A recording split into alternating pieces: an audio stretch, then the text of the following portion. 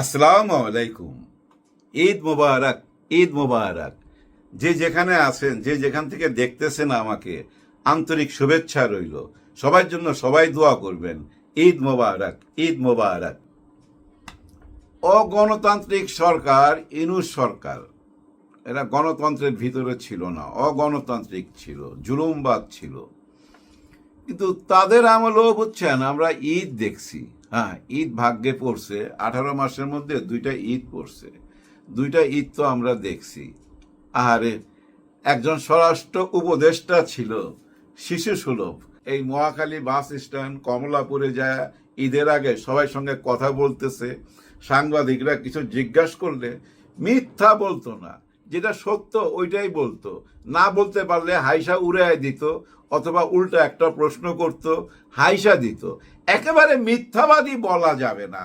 আবার এটাও সত্য, আমরা অগণতান্ত্রিক সরকারের আমলে যেভাবে সবাই দেশে যাইতে পারছি, অথবা এই যে সামনে নির্বাচন গেল না 1 মাস আগে, এই নির্বাচন যাত্রাটাও তো আপনারা দেখছেন, কিভাবে মানুষ গেছে গান গাইতে গাইতে, কত মানুষ গেছে। এবার ঈদে যত মানুষ গেছে, ওর কাছাকাছি মানুষ তো ভাই ওই ভোট দেবার জন্য গেছে।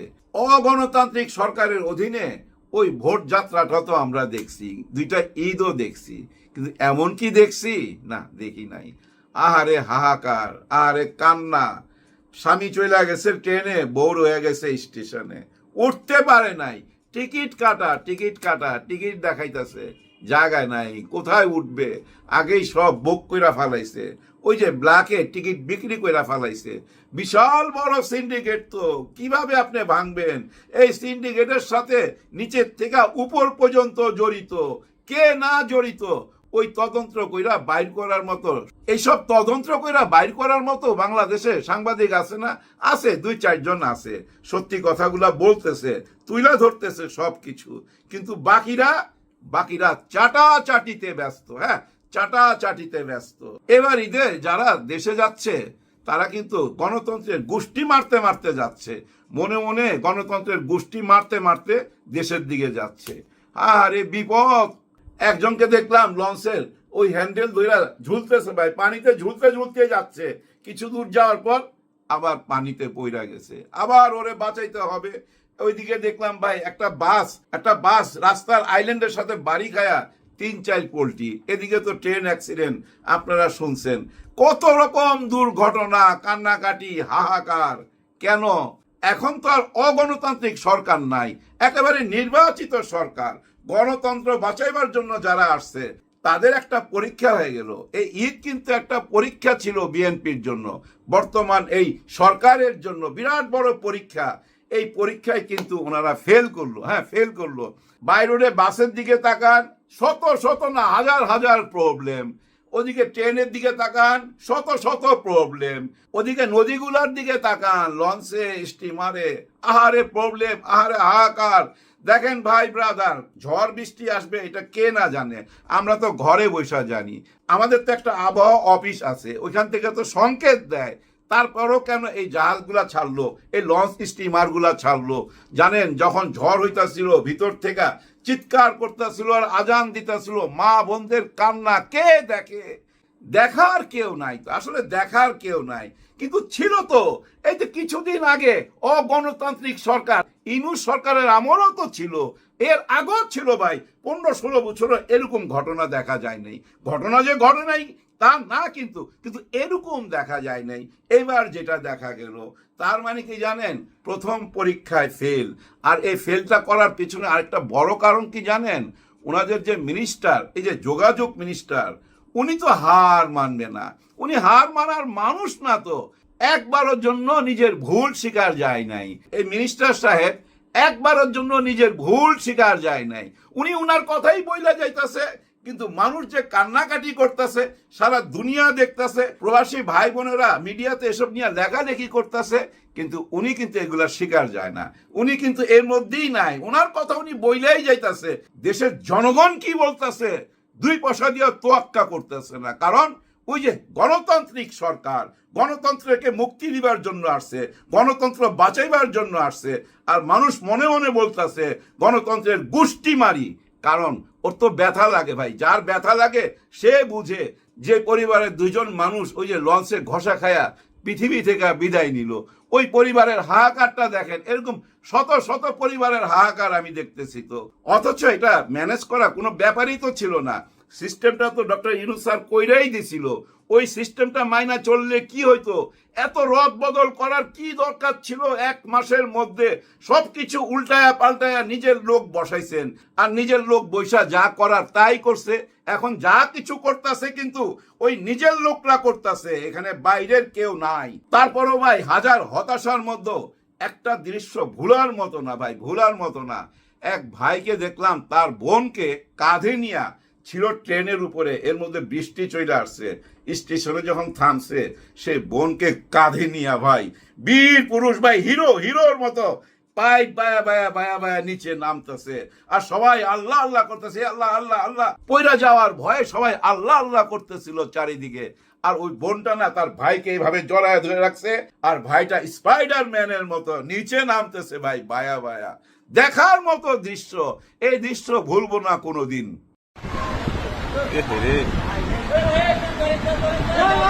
ধরেন যে অনেক কষ্ট করতেছে। আরেকটু আরেকটু আরেকটু আরেকটু আরেকটু আস্তে ভাই বোন যাক। দিন যায় কথা থাকে, হ্যাঁ ভাই দিন যায় কথা থাকে। যেমন দেখেন আমাদের মির্জা ফখরুল সাহেব, উনার কথা রয়ে গেছে। দিন কিন্তু চলে গেছে, 5ই আগস্ট চলে গেছে, কিন্তু উনার কথা রয়ে গেছে। আমরা তো অনেকেই জানি আসিফ মাহমুদ সজীব ভুঁইয়া 6 তারিখটাকে 5 তারিখ আনছে। ওই যে আগস্টের সেই 5 তারিখ, 6 তারিখে ঢাকা অবরোধ করার কথা, লং মার্চ ছিল 6 তারিখে, ওইটা 5 তারিখে নিয়ে আসছে কে? আসিফ মাহমুদ সজীব ভুঁইয়া। এই ইতিহাসটাই আমরা জানতাম, কিন্তু না, এটা ভুল ইতিহাস। এখানেও দেখেন 5ই আগস্টের ঘোষক নিয়ে আবার দ্বন্দ্ব লেগে গেল, কারণ মির্জা ফখরুল সাহেব দাবি করছে এই ঘোষণা উনি নিজে দিছে। হ্যাঁ ভাই, 6 তারিখটাকে 5 তারিখ উনি নিয়ে আসছে, ওনার নিজের মুখে দাবি করছে।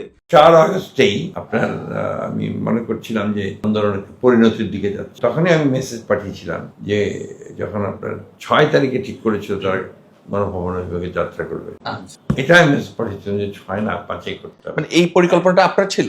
আমি মেসেজ পাঠিয়েছি, তো ওরা জানে আমাকে, জিজ্ঞেস করলেই পাবেন। আচ্ছা, মানে আমরা জানতাম না এই ব্যাপারটা, বা পাবলিকলি এটা হয়নি। আসছে আপনার পত্র থেকে এসছে। আচ্ছা আচ্ছা, মানে এই মেসেজটা তাহলে আপনার ছিল? হ্যাঁ, আমাদের ছিল যে আমরা যেটা মনে করলাম যে আমরা যদি একদিন বাদ দেয় তাহলে আপনার নেমে যাবে, আর ওই সুযোগে গভর্নমেন্ট আরেকটা সুযোগ পাবে। এখন এই ভিডিও দেখার পর আপনি কি বলবেন? হ্যাঁ, আপনি বলতে পারেন এর আগে তো উনি বলছিল যে না না না, আমরা এই আন্দোলনের সাথে নাই, আমাদের ছেলেপেলেরা এই আন্দোলনের সাথে জড়িত না, এই কথা উনি বলছিল। এটা আপনি প্রশ্ন করতে পারেন। এর উত্তর কি জানেন? এর উত্তর হইল ওইটা ছিল 5ই আগস্টের আগে, মানে শেখ হাসিনা বাংলার মাটিতে ছিল। ওই টাইমে তো উনি ওনার ছেলে পেলেকে বিপদে ফেলতে পারে না। যদি আন্দোলন ফেল হইতো, 5ই আগস্টের এই আন্দোলন ফেল হইতো, এরপরে যে ধরপাকড়টা হইতো, ওই ধরপাকড়ের ভয়ে উনি বলছে না না, আমাদের ছেলে পেলে নাই। মানে উনি ওনার ছেলে পেলেদেরকে এতটা ভালোবাসে যেন ওনারা কোনো বিপদে না পড়ে, যার জন্য ওইটা বলছিল। এখন যখন দেখছে যে না, এই 5ই আগস্টের কারণেতেও 24 ওয়ালের মতো, চীনের ওয়ালের মতো দাঁড়ায় গেছে, জুলাইয়ের গণ অভ্যুত্থানে জয় তো হইতেই হবে, কেউ আটকাইতে পারবে না, জয় হবেই। যখন উনি বুঝতে পারতেছে তখন কিন্তু কথা বদলাইতেছে। এখন উনিই বলতেছে 6 তারিখটাকে 5 তারিখ আমিই আনছিলাম। এমনি আরো অনেকেই বের হয়ে আসবে, দেখবেন এই যে ইশরাক সাহেবও সামনে এসে দাবি করবে 32 নম্বর আমি ভেঙেছি, 32 নম্বরে আমি বোল্ডোজার পাঠিয়েছি। এই 5ই আগস্টের স্বীকৃতি চলে আসার পর এরকম ব্যাপার আপনারা দেখতে পাবেন, কারণ সুর চেঞ্জ হচ্ছে, কথা চেঞ্জ হচ্ছে। কিন্তু কথা এমন একটা ব্যাপার ভাই, এটা রাবারের মতো, যত টানবেন ততই লম্বা হইতে থাকবে, কোনোদিনই ছিঁড়বে না। যতই টানেন কথা তো ছিঁড়ে না, আর যে কথা বলতে পারে তার কথা কোনোদিনই তো ছিঁড়বে না। যেমন আমাদের সালাউদ্দিন আহমেদ সাহেব, আমাদের স্বরাষ্ট্রমন্ত্রী, মাননীয় স্বরাষ্ট্রমন্ত্রী, একাই তো 100 ভাই, একাই 100। একাই পুরা বাংলাদেশ গরম করে রাখছে, একাই তো রুইখা দিছে 5ই আগস্টকে, একাই রুইখা দিছে। উনি একাই সংবিধানের ব্যাপারে সবাইকে বুঝাই দিছে। বাংলাদেশের মানুষ এই মুহূর্তে অর্ধেক মানুষ সংবিধান কি এটা বুঝা ফেলাইছে। এটা শিক্ষককে এই সালাউদ্দিন আহমেদ, উনি ছাড়া সংবিধান এতটা ভালো বুঝে আমি মনে করি বিএনপির মধ্যে নাই। বিএনপির যে আইনমন্ত্রী আছে, যার সামনে আইসা কথা বলার কথা এই আইন কানুন নিয়ে, উনি কিন্তু সামনে আসে না। সামনে আসে কে? সালাউদ্দিন সাহেব। এমনকি মাননীয় প্রধানমন্ত্রীকেও যদি সংসদে কোনো প্রশ্ন করা হয়, সে প্রশ্ন ঘুরা ফিরা উনি উত্তর দেয়। এর মধ্যে দেখছেন আপনারা একটা গেজেট পাস হয়েছে যে তারেক রহমান সাহেব যখন উপস্থিত থাকবে না, কোনো কারণে যদি উনি অনুপস্থিত থাকে, তখন তার দায়িত্ব, ওনার দায়িত্ব কে পালন করবে? ওনার দায়িত্ব এই সালাউদ্দিন সাহেব পালন করবে। সালাউদ্দিন সাহেবই হচ্ছে মেইন লোক। এই মুহূর্তে আপনি বিএনপির ভিতরেও যদি খোঁজ খবর নেন, ওদের মনের মধ্যেও প্রশ্ন যে বিএনপির মধ্যে সবচেয়ে পাওয়ারফুল কে, তারেক রহমান সাহেব না সালাউদ্দিন সাহেব? এরকম প্রশ্ন ওনাদের মধ্যেও আছে, আর বাহিরে তো আছে। আর থাকার পিছনে কারণও আছে। উনি বহুদিন যাবৎ রাজনীতি করেন, রাজনীতির খুঁটিনাটি সবই বুঝেন। এই সংবিধান উনি মুখস্থ কইরা গিলা খায়া ফেলাইছে। এই সংবিধান থেকে উনি বের হবে না, বের হইতে পারে না। কারণ গত সরকারও তো এই সংবিধান থেকে বের হয় নাই। এই সংবিধান থেকে বের হইলেই তো প্রবলেম। মেইন প্রবলেমটা কি জানেন? প্রধানমন্ত্রীর ওই ক্ষমতাটা থাকে না, ক্ষমতাটা না ভাগাভাগি হয়ে যায়। সংস্কারের ভিতরে এমন কিছু সিস্টেম তৈরি করছে যে সিস্টেমের মধ্যে প্রধানমন্ত্রীর সেই ক্ষমতাটা থাকে না। মূল কথা কি জানেন? এবার যা কিছু সংস্কার হয়েছে, এই সংস্কারের ভিতর দিয়ে যদি যান, আপনি কখনো একজন স্বৈরা শাসক হইতে পারবেন না। যা ইচ্ছা তাই আপনি করতে পারবেন না। যেমন এখন যা ইচ্ছা তাই করতেছে। দেখেন, দেশের 68% মানুষ এই গণভোটের পক্ষে। আমাদের দেশে 299টা আসনে নির্বাচন হয়েছে। 300 আসনে নির্বাচন হওয়ার কথা, এর মধ্যে একটা কম হয়েছে, 299টা। এই 299টার থেকে 10-12টা বাদ দেন, বাকি সবগুলো আসনেই গণভোটের জয় হয়েছে। সেটাকে আপনারা কিভাবে অস্বীকার যাবেন? না, অস্বীকার যাইতে পারবেন না। ডক্টর ইউনূসের 18 মাসের খাটাখাটনি সবকিছু বৃথা কইরা দিবেন? উনি কি চাপাবাজ, গলাবাজ? উনি যে বারবার বলতো আমাদের আর পিছনে যাওয়ার কোনো উপায় নাই, সামনেই যেতে হবে, একটা নতুন বাংলাদেশের স্বপ্ন দেখাইছে, আবার রিসেট বাটন চাপ বলছে, অনেক কিছু তো বলছে। কোনো কিছুই কি বাস্তবায়ন হবে না? সবকিছুই আগের মতো থাকবে? না, হইতে পারে না। ডক্টর ইউনূসকে খেপায়া শেখ হাসিনাও শান্তিতে থাকতে পারে নাই। পদ্মা সেতু বানাইতে গিয়া বারবার বাধাগ্রস্ত হয়েছে, বিপদে পড়ছে, যার জন্য ওনার উপরে এতটা খেপা ছিল। পদ্মা সেতু হওয়ার পর চাইছিল ওনাকে ওই পদ্মা সেতু থেকে টুস কইরা পানিতে ফেলা দিতে। মনে আছে? দেখবেন শেখ হাসিনার সমস্ত রাগ ডক্টর ইউনূসের উপরে। কারণ কি জানেন? ডক্টর ইউনূস স্যারের একটা পাওয়ার তো আছেই সারা বিশ্বে। উনি একটা গণভোট দিল, আর ওই গণভোটের মাধ্যমে একটা নতুন বাংলাদেশের স্বপ্ন দেখাইলো। সবই বৃথা হয়ে যাবে? না, সবই বৃথা হইতে পারে না। ডক্টর ইউনূস কিন্তু অলরেডি জাতিসংঘের সাথে আলাপ করছে। জাতিসংঘ থেকে কিন্তু বলা হয়েছে যে হ্যাঁ, এই ব্যাপারটা বাংলাদেশ সরকারের মেনে নেওয়া উচিত, জনগণের অধিকারটা মেনে নেওয়া উচিত। এরকম একটা ইঙ্গিত কিন্তু জাতিসংঘে দিছে।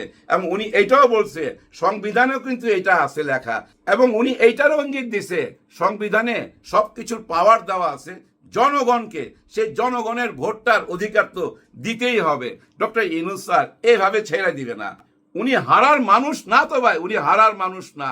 উনাকে জানে শেখ হাসিনা, উনাকে জানে নরেন্দ্র মোদী। হ্যাঁ, খুব ভালো করে জানে নরেন্দ্র মোদী আর শেখ হাসিনা। আমার বিশ্বাস বর্তমান সরকারও জানে। হ্যাঁ, উনার সম্বন্ধে বর্তমান সরকারও খোঁজ খবর রাখে। ভাই ব্রাদার, ভিডিওটা শেষ করার আগে শুধু বলবো, এই গণভোটের অধিকার যদি আমরা না পাই, এই সংস্কার যদি আমরা না পাই, ডক্টর ইউনূস স্যারের কেরিয়ার শেষ, তো একদম শেষ হয়ে যাবে। আর শেষ হয়ে যাবে কারা জানেন? জামাত ইসলাম, 11 দল, এনসিপি, সবাই কিন্তু শেষ হয়ে যাবে যদি এই গণভোটের অধিকার ফিরে আনতে না পারে, যদি স্বীকৃতি না পায়। 24-এর স্বীকৃতি আদায় করতে না পারলে ডক্টর ইউনূস শেষ, এনসিপি শেষ, জামাত ইসলামও শেষ। শেষ মানে কি জানেন? অনেক পিছায়া পড়বে, আগের মতো আবার পিছায়া যাবে যদি জুলাই স্বীকৃতি আদায় না করতে পারে। আর গণতন্ত্র বইলা যারা মুখে ফেনা তুলতো, তাদেরকে বলবো ভাই, আপনাদের গণতন্ত্র কোথায়? ভাই ব্রাদার, গণতন্ত্র এই দেশে আছে কিনা কেমনে বুঝতে পারবেন সেটা বইলা ভিডিওটা শেষ করতেছি। যখন দেখবেন কাউকে অন্যায়ভাবে গ্রেফতার কইরা চালান দিছে কোনো পুলিশ অফিসার, আর সেই পুলিশ অফিসারের বিচার হইতাছে, তখন বুঝবেন হ্যাঁ এই দেশে গণতন্ত্র আছে। যখন দেখবেন কালো কোট পরা একজন উকিল অর্থাৎ মিথ্যা মামলাকে সত্য বানায় কোনো নিরপরাধ মানুষকে জেলে পাঠায় দিছে, ওই অন্যায়ের কারণে যদি কোনো কালো কোটের কোনো উকিলের যেদিন দেখবেন বিচার হইতাছে, সেদিন বুঝবেন এই দেশে গণতন্ত্র আছে। যেদিন দেখবেন কারো উপর বেইনসাফি করতেছে কোনো বিচারক, আর ওই বিচারকের বিচার হইতাছে, তখন বুঝবেন এই দেশে গণতন্ত্র আছে। যেদিন দেখবেন মিথ্যা কথা বইলা মানুষের কাছ থেকে ভোট চাইছে, মিথ্যা কথা বইলা মিথ্যা প্রতিশ্রুতি দিয়া ভোট আদায় কইরা পরে বলতেছে যে না আমরা এটা মানি না, আর ওই কারণে যদি ওই নেতার বিচার হয়, তাহলে বুঝবেন এই দেশে গণতন্ত্র আছে। যেদিন দেখবেন এই মিডিয়া দেখবেন যেদিন সত্যকে গোপন কইরা মিথ্যা প্রোপাগান্ডা করতেছে, গুজব ছড়াইতেছে, সরকারের পা চাটতেছে, আর ওই কারণে ওই মিডিয়ার বিচার হইতেছে, সেদিন বুঝবেন এই দেশে গণতন্ত্র আছে। এই ছাড়া যারা গণতন্ত্রের কথা বলবো তাদেরকে বলবো ভাই তোর গণতন্ত্রের গুষ্টি মারি, এরকম গণতন্ত্র চাই না। যে গণতন্ত্রের কথা বইলা শত শত কোটি টাকা এবারই রে ভাই এই যে বাড়তি ভাড়া নিছে না, এই বাড়তি ভাড়ার যদি হিসাব করেন শত শত কোটি টাকা হবে। এই শত শত কোটি টাকা যখন ছিনায় নিবে, তখন কি বলতে পারবেন আপনি এই দেশে গণতন্ত্র আছে? নিশ্চয়ই না। বিদায়ের আগে শুধু এইটুকু বলবো, ওই যে সংসদ ভবন আছে না ভাই, হচ্ছে বড় সংসদ ভবন এই সোশ্যাল মিডিয়া। হ্যাঁ ভাই, এই সোশ্যাল মিডিয়া হচ্ছে সবচেয়ে বড় সংসদ। এখান থেকেই আমরা প্রতিবাদ জানাবো। সবার জন্য সবাই দোয়া করবেন। আল্লাহ হাফেজ।